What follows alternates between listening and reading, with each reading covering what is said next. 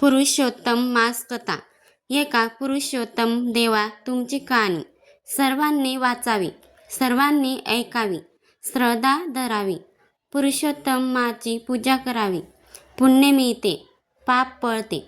मनी धरावे ते मिळते, जन्माचे सार्थक होते.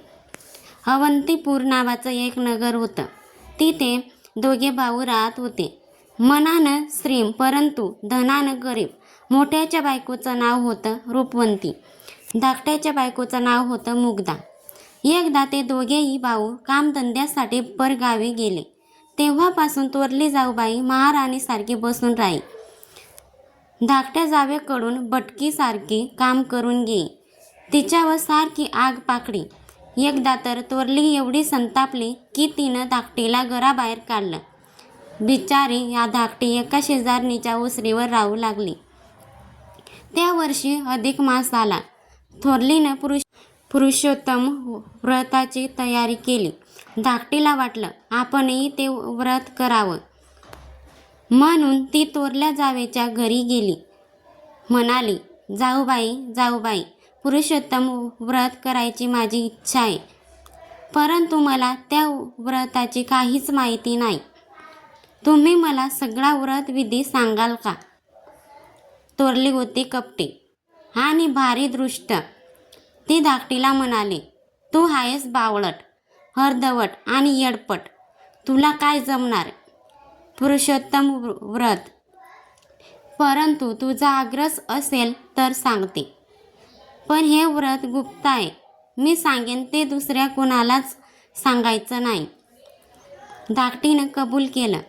थोरलीनं दृष्टपणानं उगीच काहीतरी खोटं नाटं रचून तिला सांगितलं. म्हणाली, अधिक मास म्हणजे मलिन मास. या महिन्यात आपणही मलिन राहायचं.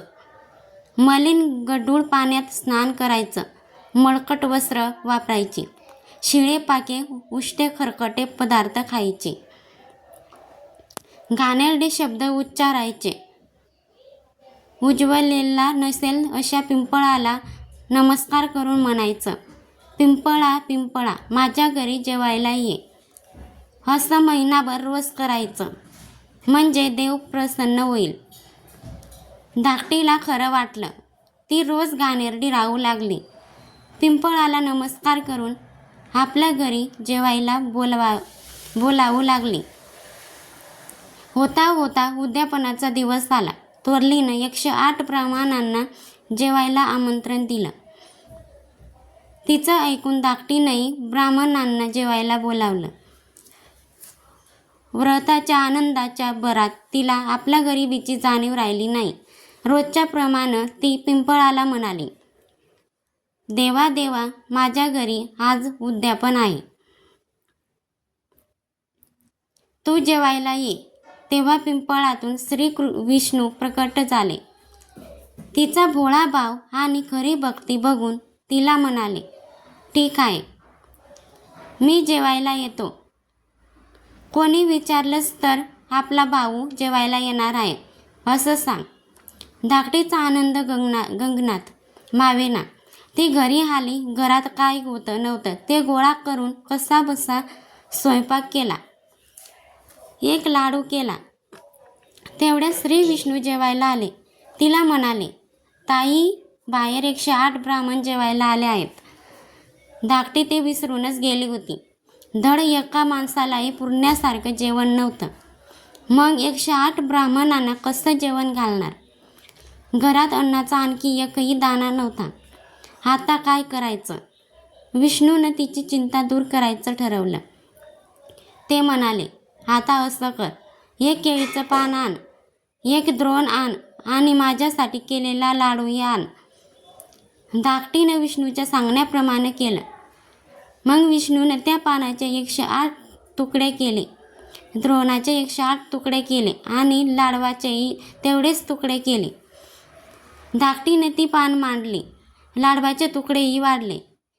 तेव्हा श्री विष्णूच्या कृपेने 108 पात्र पंचपक्वानांनी भरले. ब्राह्मण आले, जेवले, तृप्त झाले आणि धाकटीला अनंत आशीर्वाद देऊन गेले. तिकडे थोरलीच्या परी चमत्कार झाला. तिनं तयार केलेले सर्व पदार्थ नाहीसे झाले. 108 ब्राह्मण उपाशी राहिले. रागाने तिला शाप देत निघून गेले.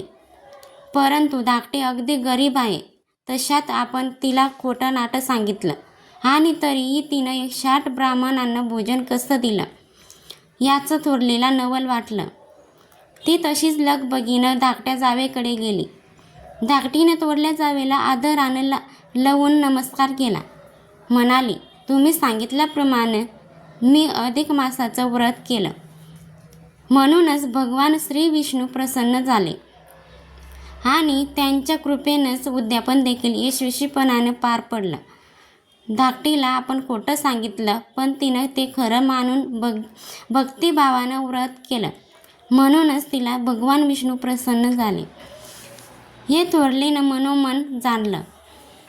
ती खजील झाली. तिनं धाकटीचे पाय धरले, तिची क्षमा मागितली. तेव्हा आकाशवाणी झाली, जे कोणी श्रद्धेने अधिक मास पाळतील, पुरुषोत्तम व्रत करतील, त्यांना मी असाच प्रसन्न होईन, त्यांच्या सर्व मनोकामना पूर्ण करेन.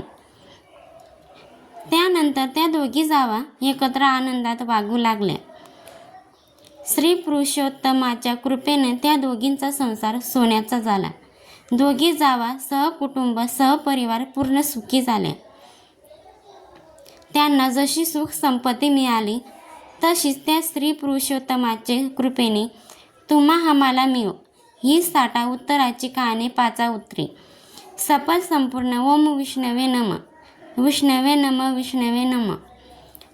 व्हिडिओ आवडला असेल तर लाईक करा आणि तुमच्या मित्रमैत्रिणी परिवारासोबत शेअर करा आणि चॅनलवरती नवीन असाल तर चॅनलला सबस्क्राईब करायला विसरू नका. श्री स्वामी समर्थ. धन्यवाद.